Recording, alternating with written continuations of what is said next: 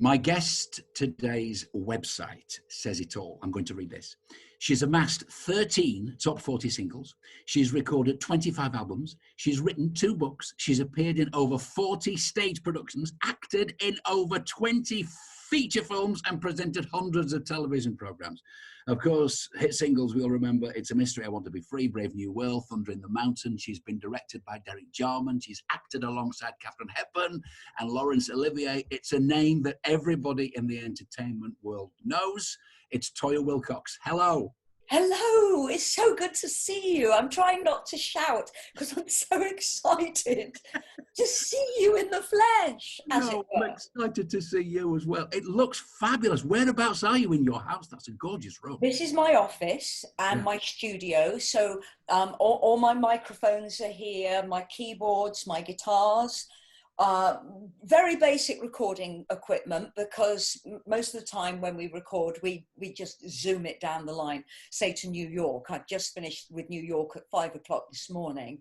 So this is very precious, this room to me. And I don't know if you can see, but I collect very large crystals. Yes. So all my shelves have really rare crystals on. Oh. And I love all that. Hang on there 2 seconds, because I've got something to show you. Just hang on there. Okay. Keep talking. I'll keep talking. My name is Toyah Willcox, and for my breakfast I had 2 boiled eggs. And I've been up for quite a long time dealing with wonderful people in New York. You bought me this. You bought me this. Do you remember? We were doing Panto. We were doing Panto in Richmond. And oh my goodness. on my counter in my dressing room. I've had it all this time, and I love it.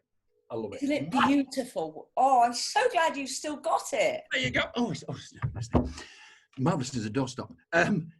Listen, looking at the video, which I did, looking at the website yesterday, which I did, I looked at, is it Sensational? Is that that's terrific. The video, the song, You Look Wonderful. This is the latest, is it?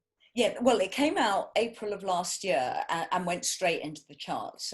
My latest album, In the Court of the Crimson Queen, charted everywhere, which is absolutely lovely, really divine. So Sensational has the video that kind of carries the song and everything. And that's what I was working on this morning, because musicians around the world have recorded their version of Sensational. And we're coming together this Saturday to premiere, musicians in Nashville, New York, myself, and we've done it and retitled it World in Transition, May Every Child Live a Fulfilled Life. So it's all about that positive message that we are all, as individuals, miraculous. None of us should ever be part of a class system or a wealth system.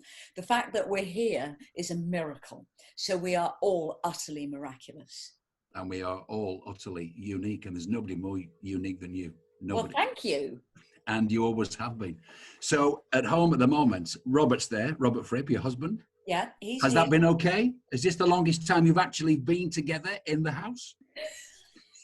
There's a lot of questions there, Mark, that need a lot of detail. Funny enough, the press has always treated me as the left-at-home wife. And it's completely the opposite. I am the free spirit. And lockdown has been quite hard for me because I don't like routine. So you ask, how has it been? It's actually been a phenomenal experience for both of us, because I don't think we've been together for so long. And we've been married for 34 years. So he's supposed to be on a world tour now, playing arenas in America. He's loving being at home, loving it, to the point where he's not sure how easy he'll find touring again. At the moment, he's locked away writing a book. For me, I'm very energetic, very physical. I'm used to doing 4 live shows every week throughout the year. And cooking is not my favorite thing. And luckily we have a great garden. So I found it very, very hard indeed. I've written 8 children's books. I'm just doing a solo album. I've taken up boxing just to try and get rid of the energy. And I've been very honest with Robert when I've been a rat bag, because I associate being in the kitchen with being out of work. And you must know this, Mark. It's an actor's disease. Yeah, it is.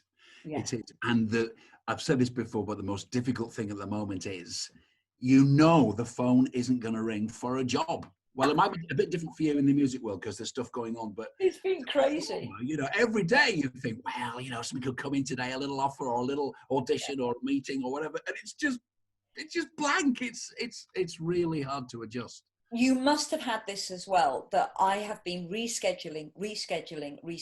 So a month ago, I was supposed to be doing a major tour in major venues with Hazel O'Connor. And we moved that to September. And then we had to move it to May next year. And this has been going on every week. We've just had to move everything along, because we just don't know what's going to be allowed as far as live audiences being together in an enclosed space. And personally, I think that cannot happen till this time next year, because I do believe there's going to be a second wave, and then we'll learn more from that than anything up till now. Yeah. So I've never been busier. I get about 100 email a day saying, now you're not doing anything, will you do this? And it's like okay, like this. Well, that's fine. You're such a long time friend. So it's been very busy. Lots of things to do with geeing people up, like reading stories for children, recording lots of internet music for internet festivals. So it's been wonderfully busy and very interactive, but it's just been at the same address. Yeah. And using up all that energy. I mean, you've got energy. Like people say to me, I'm energetic, and I always think you are just tireless. Were you always like that? Looking back as a kid, did you always have this incredible energy? It's a very good question, Mark, because I think I'm naturally lazy. I'm a very typical Taurian. And I think this energy is part of me not wanting to waste time or waste my life. I think I'm the one that's sticking the pin in my backside because I could very easily do nothing. And I don't like that in anybody, including myself. So the energy is, I think, part nervous. It's part because I never really learnt much technique in anything. And I'm very much an instinctive performer who then uses her instincts, but then steps back to discover the technique of making it palatable. Does that make sense? Absolutely. So with Shakespeare, you know, I know what I want to do. I want to be wild and I want to do this. And then I learn the lines and then I kind of glean the technique. So I kind of work backwards into technique. Whereas you've got some brilliant people who are pure technique, especially American actors. So I think the energy is partly me bluffing my way through everything. And looking back on that childhood, because your mother was a dancer, wasn't she? Yeah. So my mother was remarkable because I think she was orphaned very early on. And she went to ballet school near Marlow when the age of 12, and she was already performing professionally on stage in vaudeville at 12. One of the paper cuttings I have of her is a review of her, calling her a future star, and she's 12 years old on stage. So she toured from 12 to 19 when she got married, and I think by that point she was desperate for stability. And she was looked after by a matron who travelled everywhere with her, a chaperone. And she got married and had children, and I think it's the worst thing she could have done, because she was like me. I mean, we were just completely off the wall with each other. We didn't get on. And she wanted to be on stage.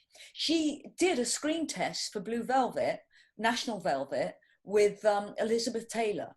So I think she always felt she missed the boat. So how was she then when you said, I really want to perform, this is what I want to do? Was she supportive or not? It was yes and no to answer that question. They knew they couldn't stop me. They were terrified of me suffering disappointment, and then they never wanted me to fall victim to anyone, so they were very negative about anything. And in retrospect, I feel that continual negativity, there was no nurture at all. The continual negativity was preparing me to fail. And I do have this kind of strange background that I was born with one leg quite a lot longer than the other, which I've now had corrected. So I was always in physio, always having surgery. And an example was I was learning to be a professional ice skater right up until I was 11 years old. I would train 4 hours a day at Solihull Ice Ring with John Curry just 8 feet away from me. And I learnt to ice skate, I learnt ballet, I learnt everything with this anomaly in my legs. And then I started to have corrective surgery at 11 and I could no longer skate. And it broke my heart. And I think when I said I was going to be an actor, they wanted to prepare me for a failure, knowing that this was going to be an ongoing story of my life. And it hasn't. You know, I've got through every barrier. I've broken every boundary. I was supposed to be in a wheelchair and I'm not. I'm really, really fit. So they just thought I was not going to have the active life that I have had. And with all that going on as a kid, did that affect you at school? How did you do academically? Well, it's really interesting, Mark, because children, I don't think, are aware physically of themselves.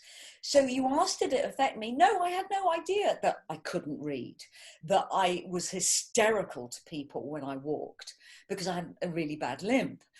I had no idea until people sat me down and told me, why was I not offended by this? And then you become aware of yourself and then you become defensive. So I had no idea. And of course, the lisp, everything. And I just, as I became more aware of what it was that people found comical about me, and my nickname was Hopalong, was that I was going to work on it. So I worked on it and worked on it. I ironed it out. I studied ballet, studied dance. I paid for my own dancing class, my own tuition classes.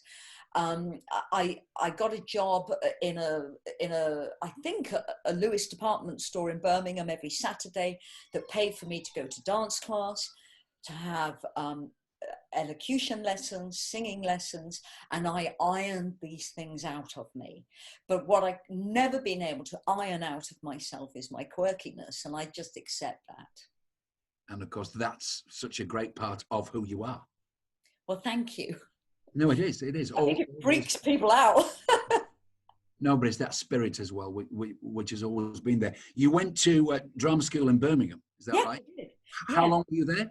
Well, this completes your last question. A very good family friend was a man called Jack Johnson, who was the controller of BBC Pebble Mill in Birmingham. And he said to my parents, if you don't get this girl in drama school, she is losing every opportunity for the future. He just realized that I was not going to fit into the regular system, put me in drama school. So he nominated me for Birmingham Drama School when I was 14, and I started going there at weekends, and this is where I paid my way to study everything physical you need to know in drama. And I never looked back. And when I was 17, I went there full time for a year. I couldn't pay the fee because I didn't get a grant. I was the only person in that drama school who didn't get the grant. And when I took my audition, I saw the examiner write down, she's not attractive, she lisps and has a limp. I mean, that would not happen today. It would not happen. No. So I paid my way through drama school, but the wonderful, wonderful head of the drama school was called Mary Richards. And she was part of the greats like Laurence Olivier, and she ran the Birmingham Rep Theatre and then the theatre school. And when I was there, she was in her 90s. And she said, Ducky, don't worry about the bill. Pay me when you're a star. Well, within a year, I was at the National Theatre. And I sent her the £100 I owed her. And if it wasn't for her, I don't know how I'd have got through. Do you know, it's amazing, Toyah, because everybody I've spoken to in these interviews, they've nearly all mentioned one person. It's one person. It's usually one person who said, go for it, and one person who said, you're no good. You remember those people.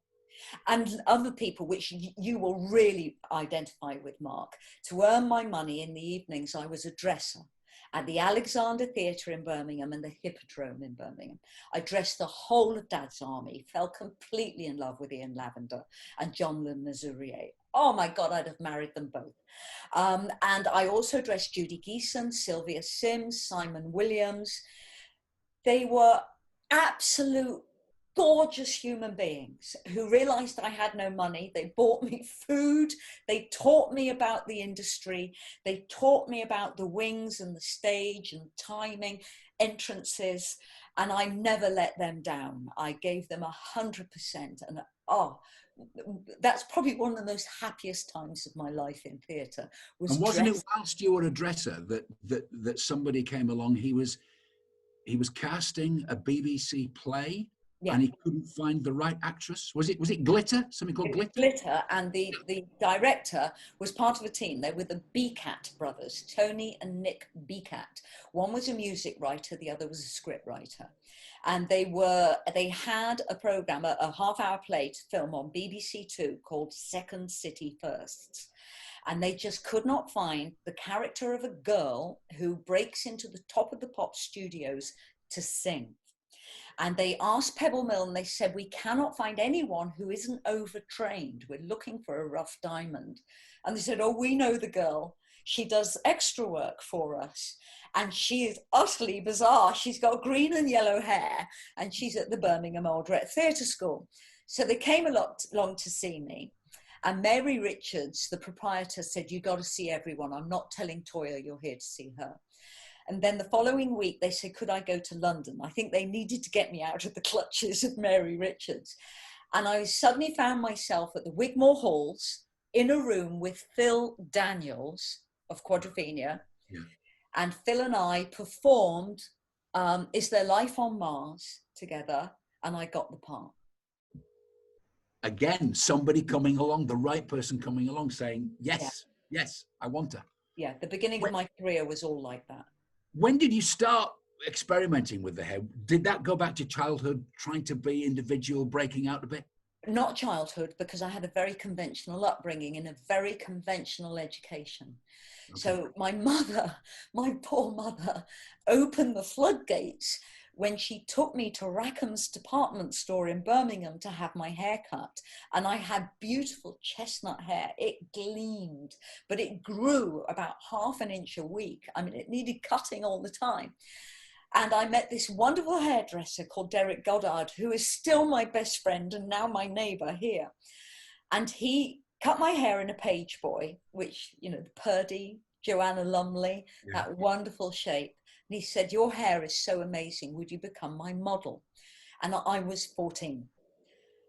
And the next week he dyed my hair blue. And I had to go home with a headscarf on. And then at school I wore the headscarf. And eventually after 2 days, my mother pulled the headscarf off and went, ah! And I had to dye it back. And every now and then, Derek would just sneak in, like in the underlayers, green, yellow, pink. And I was a hair model, and I traveled with Derek all over the UK, doing modeling shows for Weller.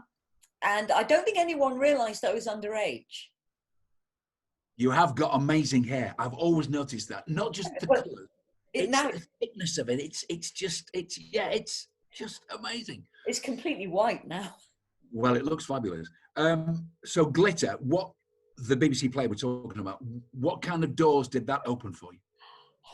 Oh my goodness. It was me, Phil Daniels. I sang 2 songs on it, which I co-wrote with a band called Bilbo Baggins, who were really kind to me. Noel Edmonds was in it, playing himself. So I do that. It was so happy. And as you remember, Pebble Mill was like a family. Yeah. It was just the most wonderful place to be. So 3 months later, Mary Richards at the theatre school gets a call from the National Theatre saying, could Toyah come down tomorrow and meet Maximilian Schell, the German film superstar, who was directing Tales from Vienna Woods, translated by Christopher Hampton, starring Kate Nelligan. So this came about because Kate Nelligan and Maximilian were having a takeaway watching TV when they came across Glitter on BBC Two and saw me. So I go down the next day, audition for them, get the part, and they say, we'll see you tomorrow. And I thought, okay, well, I'll just pop back to Birmingham, see my mum, get some sandwiches, go back in the morning. And I had nowhere to live. It didn't occur to me. No, I was so uneducated about the outside world. So I turn up for the first day rehearsal, and lovely cast, Brenda Bletham, Kate Nelligan, Warren Clark, Elizabeth Spriggs. So gorgeous Brenda Bletham came up to me and says, Toyah, where are you staying? I said, I don't know. She said, come and sleep on my couch for the week. And I thought, I don't want to sleep on anyone's couch. So Kate Nelligan said, oh, I've got a granny flat in my house in Stockwell. You can have it for the whole run. Perfect. Perfect. I mean, talk about landing on your feet. I didn't have to do anything. I mean, I really, I moan a lot that school does not prepare you for life. And I went out, I knew nothing about accounts, nothing about tax. I just knew nothing about, I couldn't even work out how to get an electricity company and a phone bill. And, you know, and I had to learn all this while moving to London. And so I was lucky. I was so lucky. And there you were at the National Theatre at that time. What was that like? Because at the National, I know that you're doing your production, but you've got dressing rooms full of actors doing other productions, but you're kind of all together. Yeah, you're all together. It's a community. John Gielgud was there at that time, wasn't he? So John Gielgud was doing Valpone. Yeah. Ian Charleston was either doing Salome with Stephen Burkett, or he was in Valpone. I can't remember. But it was, Oliver Cotton was there. It was a village of superstars. And it was also a very complex building backstage. It had only been open a couple of years, and Peter Hall had just taken over from Laurence Olivier. And we would quite often find actresses completely lost. One of the stars of my play, Tales from Vienna Woods, was 92-year-old Maddie Thomas, who we were always having to go off and find and bring her to the stage. And another actress just didn't make it to the stage at all one evening, and she got locked in the ladies. So it was that kind of building at the time. There was no markings on the floor to help you find your way out. It was like a maze. I absolutely adored it. I was running amok 24 hours a day with Albert Finney. And they had a bar, and Albert and I, you know, once we were in the bar, it was all mayhem. I remember once a wonderful actor I did my scenes with called Pitt Williams, God bless him. I wrote something on his forehead in a marker pen, and he passed out in the bar and didn't come around till the morning. And by the matinee, he still couldn't get the marker pen off his forehead. So, and I won't tell you what I wrote. So I was permanently in trouble. Sir John Gielgud called me the ape. He said, this isn't a zoo, you are not a monkey. Because you were leaping around and swinging about. Were you just full of energy? I was effing and blinding. I was screaming everywhere. I mean, we found wheelchairs. All the girls were sharing a dressing room. We were always naked. We were just zooming around the corridors, having races. And we were just full of a lust for life. But we had discipline on stage, discipline in rehearsals, but in those dressing rooms, which were a bit grey and prison-like, we were just bouncing off the walls. Was it about this time that Derek Jarman discovered you? Or came into well, Ian Charleston, who was in Chariots of Fire, took me to meet Derek, and he said, I think you really need to meet Derek. I think he's the kind of person you need to be with. And I think that, you know, was very, very liberal and generous of Ian Charleston. So went along to meet Derek. Ian came with me. We had tea. And it was Derek's apartment on Radcliffe Gardens. And we go in there, and literally it was full of naked men. And I'd never seen a naked man before. And I was just really confused by this. And there were no women there. I was the only woman. And Derek handed me a script, which at that time was called Down with the Queen. And he said, I'm making this movie. It's about the end of the royal family, and it's about a gang of punk rock girls. Pick a part. I mean, this is literally 2 minutes within meeting him. And he trusted that because I was at the National Theatre, I could do this. I'd never made a movie. So I flicked through the script and I picked the part with the most lines. And it happened to be Mad the Pyromaniac. And I thought, yeah, I can play that. And I got the job.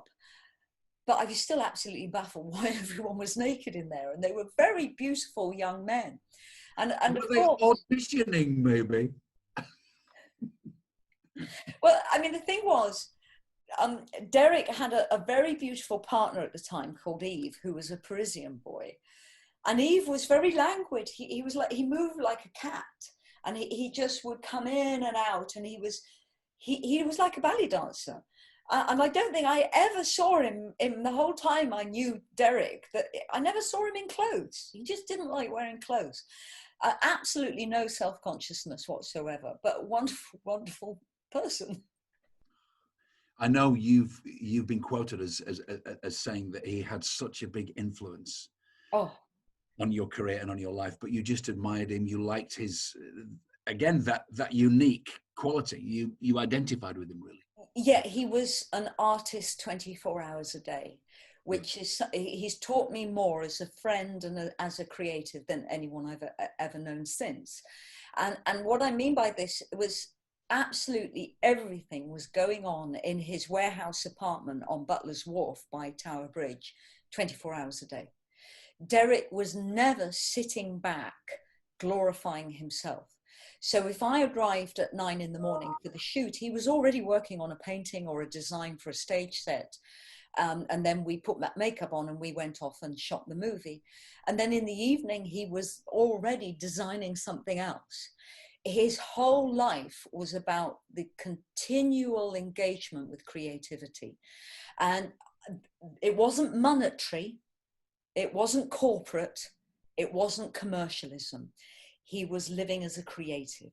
Yes. And for me, that was the lesson learned, because if we all were allowed to live creatively, I think life would be much more rewarding continuously, and we would learn about ourselves more. He left this life too early, and he left this business too early, didn't he? And of course, the film you're talking about there became Jubilee. That was I made Jubilee. That was Down with the Queen, became Jubilee. Then I went on to do Tempest with him, Shakespeare's Tempest, where I played Miranda, which I got Best Actress Newcomer nominations for.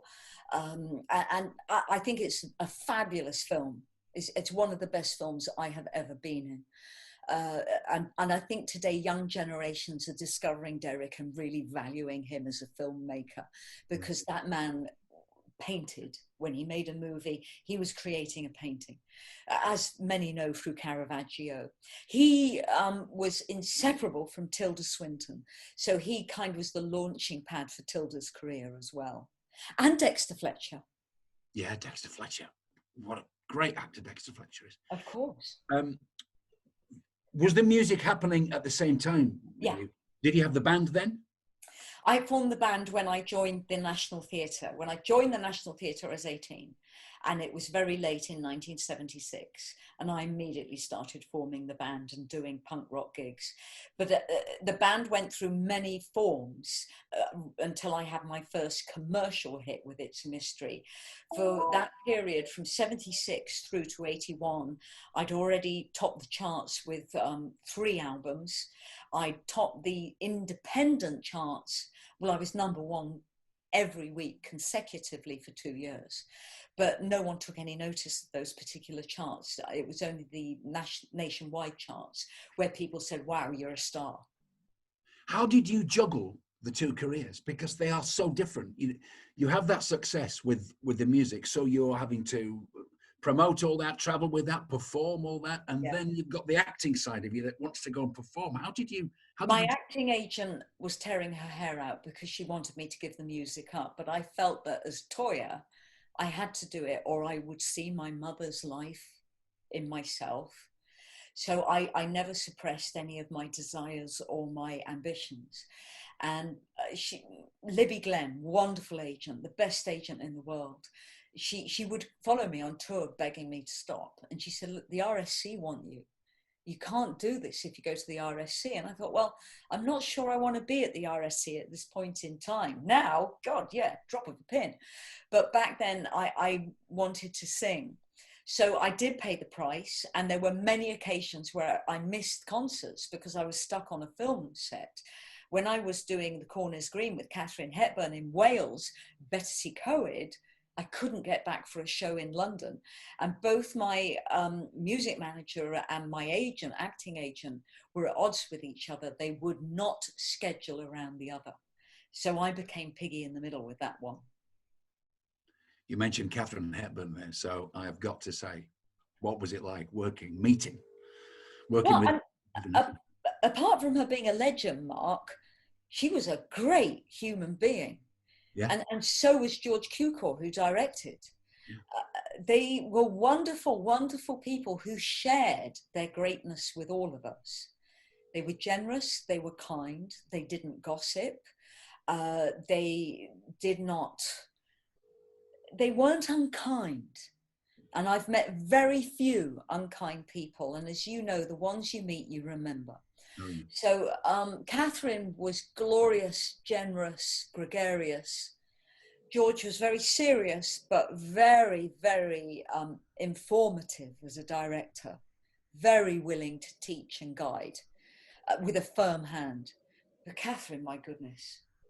And I think she saw in me and the movement of punk rock, who and what she was as an individual in Hollywood, as a survivor of the Hollywood system, because she must have seen awful things. Because basically Hollywood started off not only with the gold rush and then the oil rush, and then with Ford motor cars. It became a very convenient way of getting pornography into the world. And women have always had to fight for their independence and in a way, their personal safety.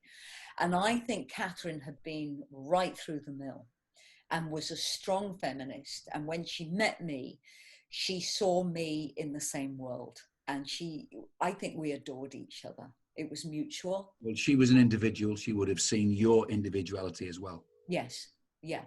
I loved working with her. And she told me so many beautiful stories about Spencer Tracy and about how she, every day, even on Corners Green, which we made in '79, she came to work wearing his jumpers.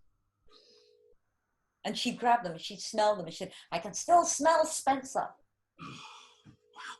She's such a great woman. It was about 1982, I think, 81, 82. I was presenting a Saturday morning telly show from Manchester.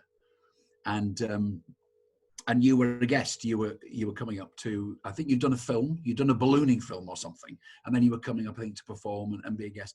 What year was this? That was about 81 or 82, something like that. Okay. And I remember being a little bit, I was a bit worried because I associated the new wave, the punk world, whatever you want to call it. I associated it a little bit with aggression. I didn't really understand the music. I couldn't identify with those performers. You know, I was loving Shack Attack and Cleo Lane and all that. And so you coming on, I was thinking, what's she going to be like? Is she going to be a bit aggressive? And I was bowled over. You just weren't any of those things. You were the energy, the kindness, the enthusiasm that came through. But do you think that did happen? Do you think people associated you with that slightly aggressive world? Yeah. Well, I mean, punks. People were terrified of punks.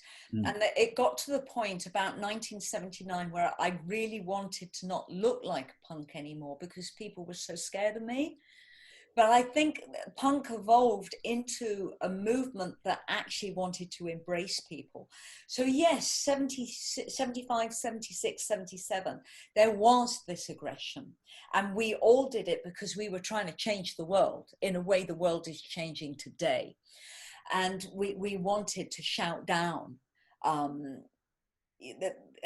racism, sexism, homophobia. We wanted to shout it down.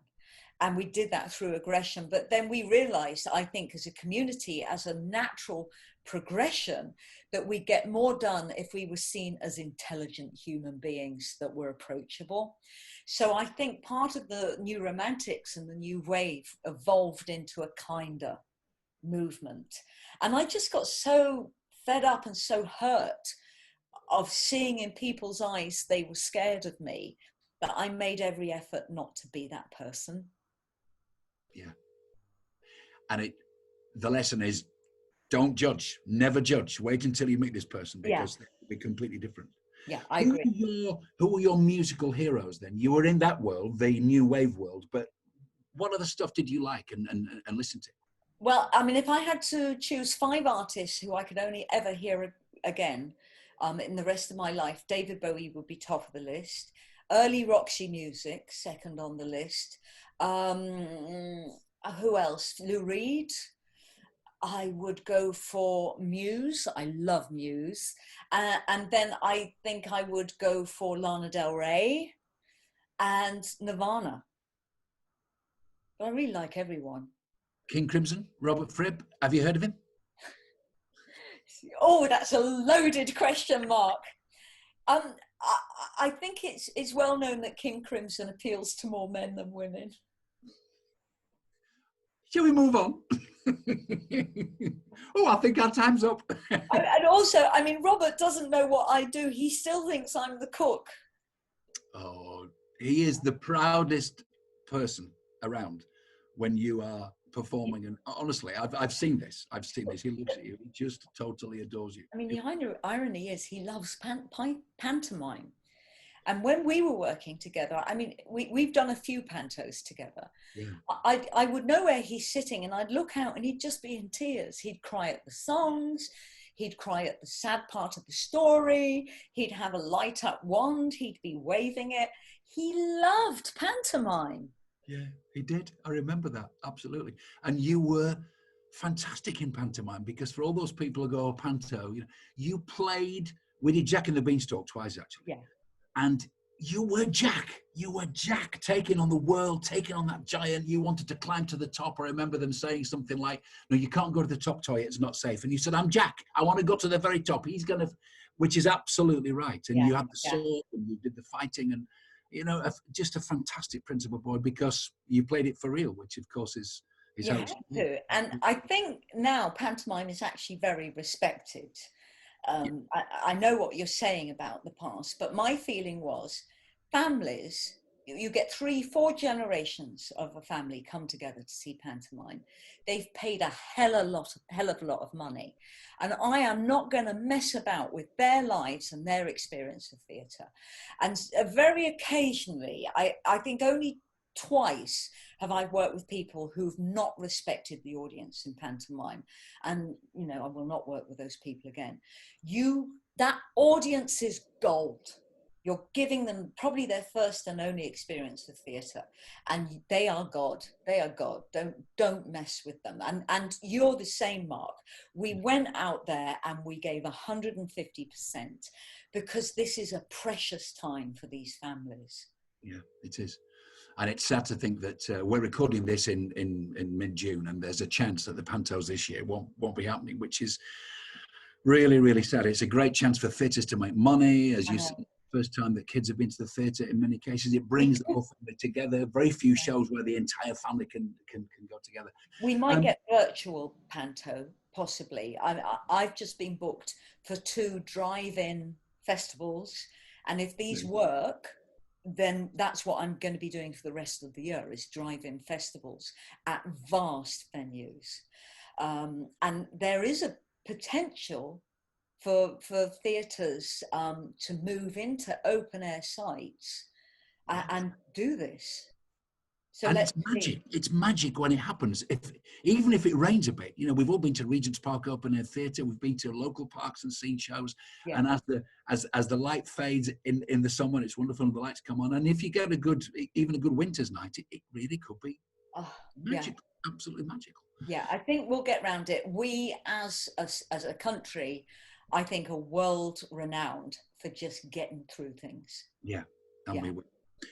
I just mentioned the presenting as well as everything else. You've done some mainstream presenting. So is it a case with you, Toyah, I'll do whatever. If I like the project, I will do it. Is that your philosophy?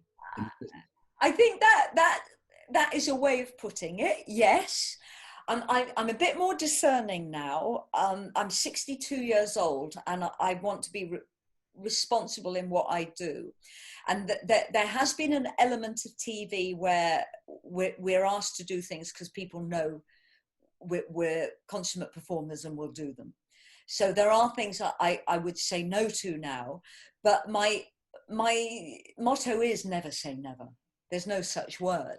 I love working. I love working on camera. I love working on stage. And I'd rather be working than sitting at home. So that's probably why my career is so eclectic. But I think now I see myself as an artist. My voice at the moment is phenomenal, and I don't mind ringing my own bell on that. My singing voice has never been better. My writing has had so much experience, it's now the best it's ever been. So I'm now honouring myself as an artist, and if people don't respect that, then people don't find me in the world. They don't connect to me. So I'm much more respectful to myself. And you and I have done jobs where we've been dragged through the mud, and they're very rare, but I just don't have the strength, the physical strength now to do that and feel sane. Does that make sense? Completely. I think that happens as you get older. You just make that decision. You say, I've been there and I don't need to go there again, and I won't go there again. I'll never forget you rolling about the floor singing Once I Had a Secret Love. I thought, how could you do this? And you were literally on your back on the stage, rolling about, but still singing. Did I do that? You did. You did. It was. I thought I just walked to this is Calamity Jane. Yeah.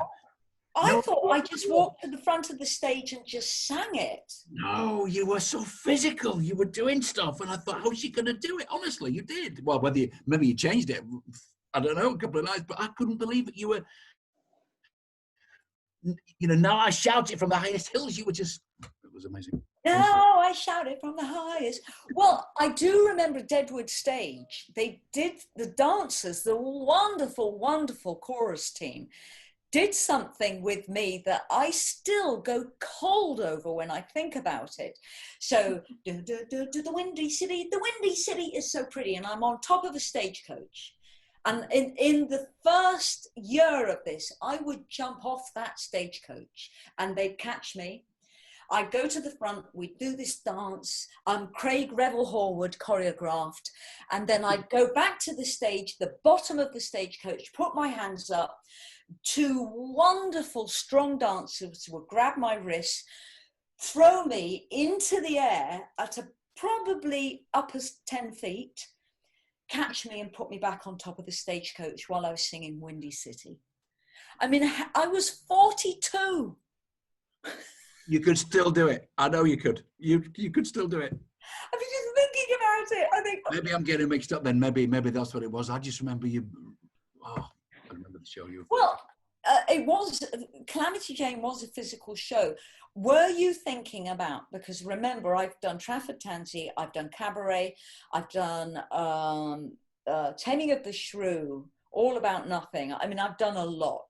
I haven't seen those though. I haven't seen them. That's the only It must have been Calamity Jane. Anyway, it was great, whatever. And it's been truly wonderful talking to you, Toyah. Thank you so much. Has it come to an end?